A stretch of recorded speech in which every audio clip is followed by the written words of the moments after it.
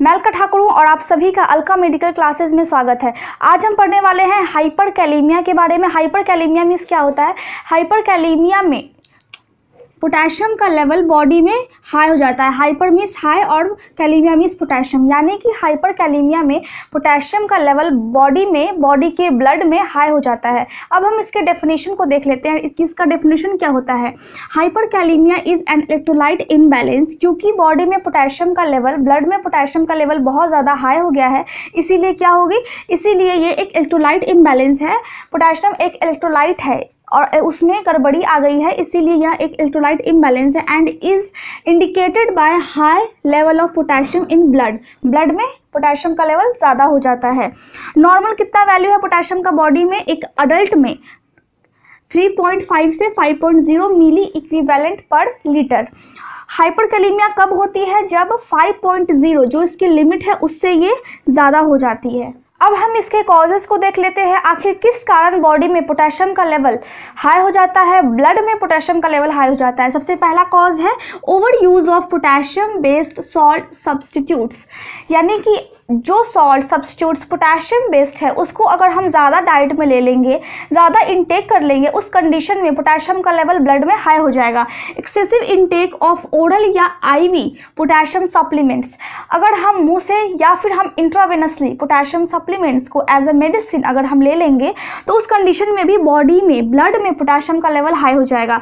Decrease renal excretion of potassium, अगर आपकी kidney सही से फंक्शन नहीं कर रही है, किडनी सही से पोटेशियम एक्सक्रीट नहीं कर पा रही है यूरिन में, कोई कंडीशन के कारण, कोई डिजीज के कारण, तो उस कंडीशन में भी पोटेशियम का लेवल बॉडी में ज़्यादा हो जाएगा, क्योंकि यूरिन में जितनी पास होनी चाहिए उतनी पास किडनी नहीं कर पा रही है, तो जाहिर सी बात है कि बॉडी में पोटेशियम का लेवल ज़्यादा हो जाएगा। Acute kidney failure, acute means suddenly kidney अगर कोई भी फंक्शन करना स्टॉप कर दे तो उस कंडीशन को हम एक्यूट बोलते हैं। एक्यूट मीन्स सडनली, अचानक से किडनी फंक्शन करना स्टॉप कर दे तो सारे फंक्शंस बंद हो जाएंगे और किडनी इलेक्ट्रोलाइट के बैलेंस को मेंटेन नहीं कर पाएगी, उस कंडीशन में भी इलेक्ट्रोलाइट इम्बैलेंस हो जाएगा। क्रॉनिक किडनी फेलियर, कोई डिजीज से अगर आप ग्रसित है तो उस कंडीशन में भी, क्रॉनिक मीन्स लॉन्ग टाइम से किडनी अगर कोई डिजीज़ से ग्रसित है, किडनी में अगर कोई डिजीज़ हो रही है तो उस कंडीशन में भी धीरे धीरे जा करके उसके फंक्शन को अफेक्ट करना वो डिजीज़ स्टार्ट कर देगी और किडनी सही से फिल्टर नहीं कर पाएगा पोटेशियम को। ग्लोमेरुलोनेफ्राइटिस, जिस वर्ड के लास्ट में आइटिस लग जाए उसका मतलब होता है इन्फ्लामेशन, यानी कि स्वेलिंग। मैं यहाँ पे लिख देती हूँ, आइटिस मीन्स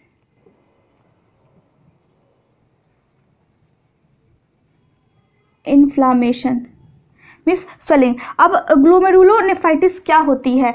नेफ्रॉन किस चीज़ का यूनिट है? नेफ्रॉन किडनी का यूनिट है और वो कैसा होता है? यानी कि बहुत सारे नेफ्रॉन मिल करके एक किडनी बनाते हैं। नेफ्रॉन की स्ट्रक्चर कुछ इस टाइप से होती है। ये मैं रफली डायग्राम शो कर दे रही हूँ यहाँ पे।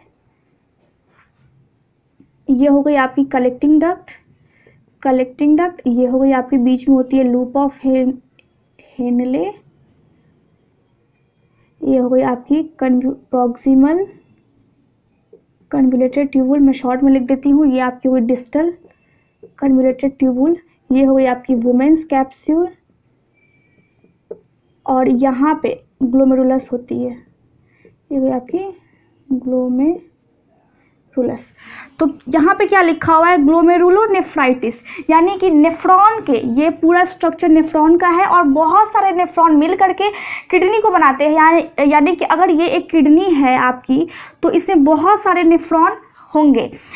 ये नेफ्रॉन के स्ट्रक्चर में यहाँ पे ग्लोमेरुलस एक स्ट्रक्चर होती है, इसमें क्योंकि ग्लोमेरुलोनेफ्राइटिस, ग्लोमेरुलस यहाँ पे होती है और ये नेफ्राइटिस, यहाँ पे इन्फ्लामेशन होती है, ग्लोमेरुलस में इन्फ्लामेशन होती है और ब्लड भी यहीं से किडनी फिल्टर करती है। बहुत सारे नेफ्रॉन मिलकर के साथ में ब्लड को फिल्टर करते हैं, तो ब्लड अगर यहाँ पे ग्लोमेरुलस में आती है तो यहाँ पे स्वेलिंग होने के कारण सही से किडनी फिल्टर नहीं कर पाती है। उस कंडीशन में पोटेशियम का लेवल बॉडी में हाई हो जाएगा, क्योंकि ऑलरेडी यहाँ पे जो इसका काम है वो काम ये नहीं कर पा रही है। डिफरेंसेस क्या होते हैं नेफ्रॉन और न्यूरॉन में? नेफ्रॉन किडनी का स्ट्रक्चरल और फंक्शनल यूनिट है और न्यूरॉन किसका है? न्यूरॉन ब्रेन का है। न्यूरॉन का स्ट्रक्चर स्टार जैसा होता है, इस तरह से डेंड्राइट्स निकले होते हैं। यहाँ पे बस मैं आपको क्लियर करने के लिए रफली डायग्राम बना देती हूँ। इस टाइप का ब्रेन में होता है और ये नेफ्रॉन है। नेफ्रॉन की स्पेलिंग क्या होती है? NEPHRON, nephron. और इसकी स्पेलिंग क्या होगा? Neuron, NEURON, neuron. ठीक है, ये न्यूरॉन जो कि ब्रेन में होती है और ये नेफ्रॉन जो कि किडनी में होती है। तो किडनी में ग्लोमेरुलस में इन्फ्लामेशन के कारण सही से किडनी फिल्टर नहीं कर पाती है, उस कंडीशन में भी इलेक्ट्रोलाइट इम्बैलेंसेस हो जाएंगे। ऑब्स्ट्रक्टिव यूरोपैथी, ऑब्स्ट्रक्टिव यूरोपैथी में क्या होती है? किडनी सही से यूरिन को पास नहीं कर पाती है, जितनी फ्लो में और जितनी कंटिन्यूसली उसको पास करनी चाहिए एक बार में, वो नहीं कर पाती है। इसके रास्ते में ये ऑब्स्ट्रक्शन हो जाती है कहीं पे। फॉर एग्जांपल यहाँ पे किडनी में हो जाए, लूप ऑफ हेनले में हो जाए, या फिर ये जो यूरिनरी ट्रैक है उसमें हो जाए, तो उस कंडीशन में क्या होगी? उस कंडीशन में यूरिन को रास्ता नहीं मिलेगा बाहर एक्सक्रीट होने के लिए और वहाँ पे ऑब्स्ट्रक्शन क्रिएट होगी, वहाँ पे बाधा उत्पन्न होगी। तो उस कंडीशन को हम ऑब्स्ट्रक्टिव यूरोपैथी बोलते हैं। उसमें उसके कारण भी इलेक्ट्रोलाइट इम्बैलेंसेस हो जाते हैं। नेक्स्ट कॉज को हम देख लेते हैं, क्या है हमारा? Rejection of kidney transplant. Rejection किस चीज़ की होती है? किडनी की होती है। अगर कोई पेशेंट में न्यू किडनी ट्रांसप्लांट हुआ है और उसकी बॉडी उस किडनी को एक्सेप्ट नहीं कर पाती है, उस कंडीशन में जाहिर सी बात है किडनी का फंक्शन नहीं हो पाएगा, और जब फंक्शन नहीं होगा तो बॉडी में इलेक्ट्रोलाइट इम्बैलेंसेस होंगे, ब्लड में पोटेशियम का लेवल हाई हो जाएगा। सेकेंड है lack of aldosterone. Aldosterone hormone कहाँ से सिक्रीट होती है? एड्रिनल ग्लैंड से। और इस हार्मोन का फंक्शन क्या है? ये हार्मोन बॉडी में सोडियम का रिटेंशन करती है और पोटेशियम को एक्सक्रीट करवाती है किडनी से। लेकिन अगर यही हार्मोन कम हो जाए तो बॉडी में पोटेशियम का लेवल ज़्यादा हो जाएगा, मींस ब्लड में पोटेशियम का लेवल हाई हो जाएगा। Edison's disease. एडिसन्स डिजीज में क्या होती है? एड्रिनल ग्लैंड कॉर्टिसोल और कभी कभी ऑल्डोस्टेरोन हार्मोन को प्रोड्यूस नहीं करती है, जिसके कारण बॉडी से पोटेशियम बाहर नहीं निकल पाता है और पोटेशियम का रिटेंशन बॉडी में हो जाता है। उस कंडीशन को हम क्या बोलते हैं? Edison's disease. तो इस डिजीज में भी इलेक्ट्रोलाइट इम्बैलेंसेस होंगे, ब्लड में पोटेशियम का लेवल ज़्यादा हो जाएगा। Type 1 diabetes. टाइप 1 डायबिटीज़ को हम जुवेनाइल डायबिटीज़ भी बोलते हैं, क्योंकि ये बच्चों में होती है और इस डायबिटीज़ में भी पोटेशियम का लेवल ब्लड में हाई हो जाता है। बर्न्स, अगर कोई व्यक्ति जल गया है, अगर कोई पेशेंट जला हुआ है तो उस पेशेंट में क्या हो जाएगी? आरबीसी जो उसकी रेड ब्लड सेल्स हो जाएगी, वो उसका डिस्ट्रक्शन हो जाएगा, वो डिस्ट्रॉय हो जाएगी। और जब आरबीसी जब डिस्ट्रॉय होगी तो इलेक्ट्रोलाइट के भी बैलेंसेस खराब हो जाएंगे और पोटेशियम का लेवल ब्लड में हाई हो जाएगा, और भी इलेक्ट्रोलाइट जो है वो भी इम्बैलेंसेस उसका भी हो जाएगा। Disorder that cause blood cells to burst. अब उस डिसऑर्डर को क्या बोलते हैं? उस कंडीशन को क्या बोलते हैं? उस कंडीशन को हम बोलते हैं हीमोलाइटिक कंडीशन और हीमोलाइटिक एनीमिया। हीमोलाइटिक का मतलब क्या होता है? हीमोलाइसिस होती है, यानी कि कोई अगर सेल बर्स्ट कर गई हो, और कौन सी सेल बर्स्ट करती है? आरबीसी। आरबीसी सेल बर्स्ट कर जाती है, जितनी फास्ट वो बनती नहीं उससे ज़्यादा वो डिस्ट्रॉय हो जाती है।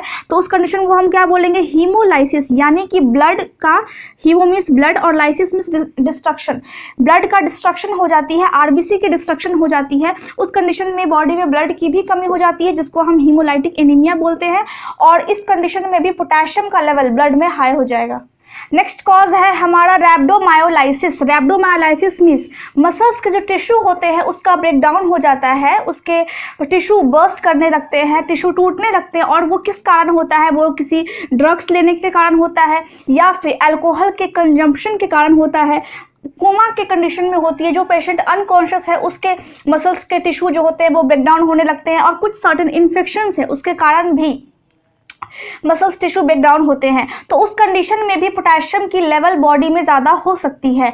कुछ मेडिकेशंस है जिसके कारण बॉडी या पोटेशियम के लेवल ज़्यादा हो जाती है, पोटेशियम का रिटेंशन होने लगता है। और वो कौन से मेडिकेशन है? सबसे पहला है ACE, यानी कि angiotensin converting enzyme inhibitors. Angiotensin converting enzyme का क्या फंक्शन है? एंजियोटेंसिन कन्वर्टिंग एंजाइम बॉडी में बॉडी के ब्लड प्रेशर को हाई करने के लिए यूज़ होती है, और इसके जो इनहिबिटर्स है, इनहिबिट मीन्स ये इसको हाई जो ब्लड प्रेशर है उसको ये लो करके रखेगा, उसको रोक करके रखेगा। तो वो एंजियोटेंसिन कन्वर्टिंग एंजाइम इनहिबिटर्स का क्या काम है? कि हाई ब्लड प्रेशर को वो लो करके रखती है। इस कंडीशन में भी पोटेशियम की लेवल बॉडी में ज़्यादा हो सकती है। पोटेशियम क्लोराइड के कारण भी पोटेशियम का कंजम्पशन हो सकता है, क्योंकि ऑलरेडी पोटेशियम हमारे बॉडी में है और अब पोटेशियम क्लोराइड अगर हम बाहर से लेंगे तो हो सकती है कि रिटेंशन ज़्यादा हो जाए। ACE का एग्जाम्पल्स क्या है? कैप्टोप्रिल। कैप्टोप्रिल एक मेडिसिन है, वो किसका एग्जाम्पल्स है? ACE इनहिबिटर्स का। दूसरा हिपैरिन। हिपैरिन क्या है? एंटीकोगुलेंट है, यानी कि ब्लड के क्लॉटिंग, जो क्लॉटिंग हो जाती है ब्लड में, तो उस क्लॉटिंग को रोकने के लिए हम क्या देते हैं? हम हिपैरिन देते हैं। हिपैरिन क्या है? एंटीकोगुलेंट ड्रग्स है।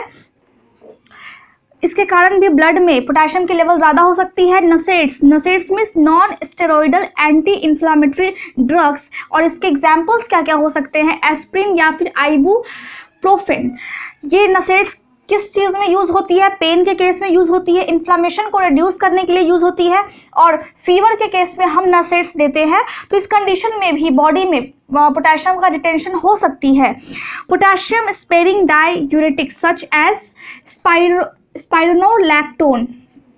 पोटेशियम स्पेरिंग डाययूरेटिक्स का क्या काम है? ये यूरिनेशन को इंक्रीज करती है विदाउट लूजिंग पोटेशियम, यानी कि यूरिनेशन पेशेंट में इंक्रीज हो जाएगी। पेशेंट को बार बार यूरिन पास करना होगा, लेकिन उसके यूरिन में पोटेशियम नहीं रहेगा, पोटेशियम एक्सक्रीट नहीं होगा।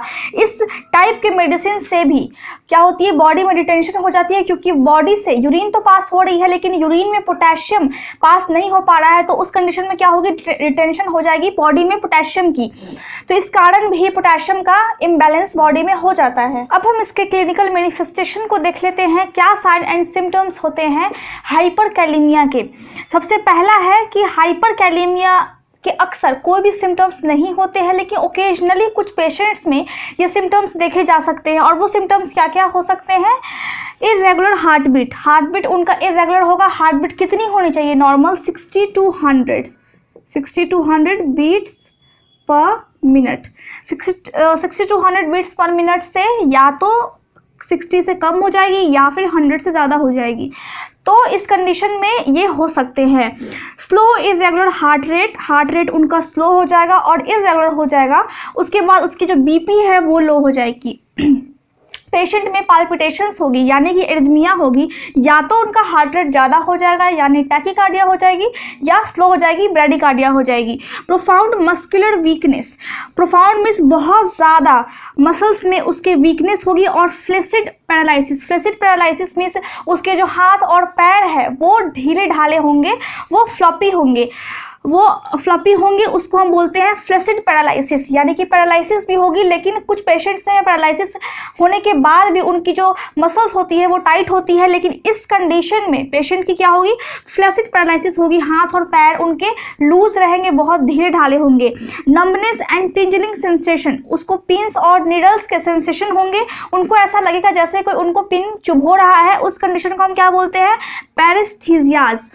पेशेंट को नोजिया होगी, डायरिया होगी और एब्डोमिनल क्रैम्प होगी। ये क्यों होंगी? क्योंकि जो उसकी गैस्ट्रिक मोटिलिटी है, स्टमक की जो उसकी मोटिलिटी है वो डिक्रीज हो जाएगी। जो फंक्शंस डाइजेशन के होने चाहिए जितने टाइम में, उतने टाइम में नहीं हो पाएगा, इसीलिए उसको एब्डोमेन में क्रैम्प्स महसूस होंगे, अकड़न महसूस होगी, मितली जैसे उसका मन करेगा, और डायरिया होगी पेशेंट को। पेशेंट हमेशा कन्फ्यूजन में रहेगा और हो सकता है कि पेशेंट कोमा में भी चला जाए, यानी कि वो अनकॉन्शियस हो जाए। वेंट्रिकुलर एरिथमियाज होंगे, मीन्स हार्ट अगर हमारा है, मैं यहाँ पे रफली डायग्राम बना के दिखा देती हूँ आपको। अगर ये हार्ट है तो इसके जो वेंट्रिकल्स है, एट्रियम के कॉन्ट्रैक्ट करने के बाद हो सकती है कि ये वेंट्रिकल्स कॉन्ट्रैक्ट ना करे, तो वेंट्रिकल सही टाइम पे कॉन्ट्रैक्शन नहीं कर पाती है, उसको हम वेंट्रिकुलर डिसरिथमियाज बोलते हैं। या तो वो फास्ट कॉन्ट्रैक्शन करने लगेगी या फिर वो स्लो कॉन्ट्रैक्शन करेगी, और फिर पेशेंट को कार्डियक अरेस्ट हो सकती है। मीन्स अगर वेंट्रिकुलर अगर डिसरिथमियाज पेशेंट में हो गई तो पेशेंट की जो हार्ट है वो सडनली कोई भी फंक्शन करना बंद कर देंगे। उस कंडीशन को हम कार्डियक अरेस्ट बोलते हैं। पेशेंट की हार्ट की फंक्शन रुक जाएगी। तो हाइपरकैलेमिया के कंडीशन में ऐसी हो सकती है कंडीशन। रेस्पिरेटरी फेलियर हो जाएगा पेशेंट में, रेस्पिरेशन वो सही से नहीं ले पाएगा, सांस नहीं ले पाएगा। इसमें क्या होती है? इसमें ऑक्सीजन की जो अमाउंट होती है लंग्स में वो कम होती है और ज़्यादा कार्बन डाइऑक्साइड की अमाउंट बॉडी में हो जाती है। ये साइड एंड सिम्टम्स हाइपरकैलेमिया के पेशेंट में देखने को अक्सर मिल जाते हैं। लेकिन मैंने आपको स्टार्टिंग में ही बोला था कि अक्सर हाइपरकैलेमिया के सिम्टम्स नहीं होते हैं, कुछ पेशेंट में ये सभी साइन और सिम्टम्स देखने को मिलते हैं। डायग्नोस्टिक इवैल्यूएशन अब हम देख लेते हैं। डायग्नोस्टिक इवैल्यूएशन में ब्लड का जो पोटेशियम है वो 5 मिली इक्विवेलेंट पर लीटर से ज़्यादा हो जाएगा, क्योंकि ब्लड में पोटेशियम का लेवल हाई हो चुका है। मेटाबॉलिक एसिडोसिस हो जाएगी। मेटाबॉलिक एसिडोसिस मीन्स ब्लड का जो पीएच है वो एसिडिक हो जाएगी।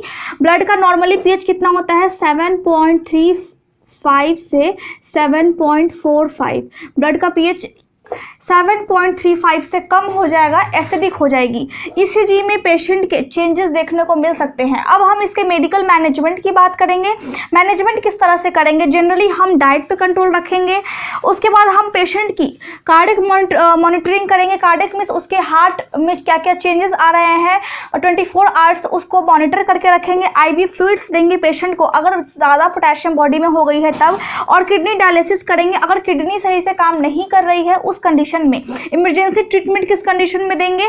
इमरजेंसी ट्रीटमेंट पेशेंट को कि अगर ईसीजी में चेंजेस आ गए यानी कि हार्ट सही से फंक्शन नहीं कर रहा है तो उस कंडीशन में पेशेंट को हम इमरजेंसी ट्रीटमेंट प्रोवाइड करेंगे। माइल्ड और क्रॉनिक हाइपरकैलेमिया में हम क्या मैनेजमेंट करते हैं? इसमें हम पोटेशियम रिच डाइट को पेशेंट को नहीं देते हैं, क्योंकि पोटेशियम ऑलरेडी बॉडी में है तो हम स्ट्रिक्ट कर देंगे उस डाइट को जिसमें पोटेशियम मौजूद हो। ठीक है। दूसरा है कि discontinue medications that raise potassium. जो भी मेडिकेशंस पेशेंट ले रहा है पहले से, अगर उसमें पोटेशियम है जो कि उसके बॉडी में और पोटेशियम को हाई कर देगा, उस मेडिकेशन को हम डिसकंटिन्यू करवा देंगे ताकि ब्लड में पोटेशियम की लेवल ज़्यादा और ना हो। एडमिनिस्ट्रेशन करेंगे इंट्रावेनसली किस किस चीज़ का? पहला है ग्लूकोज और दूसरा है इंसुलिन। आईवी हम देंगे पेशेंट को, और ये क्यों देंगे? क्योंकि पोटेशियम एक्स्ट्रा सेलुलर स्पेस से सेल्स में आ जाए।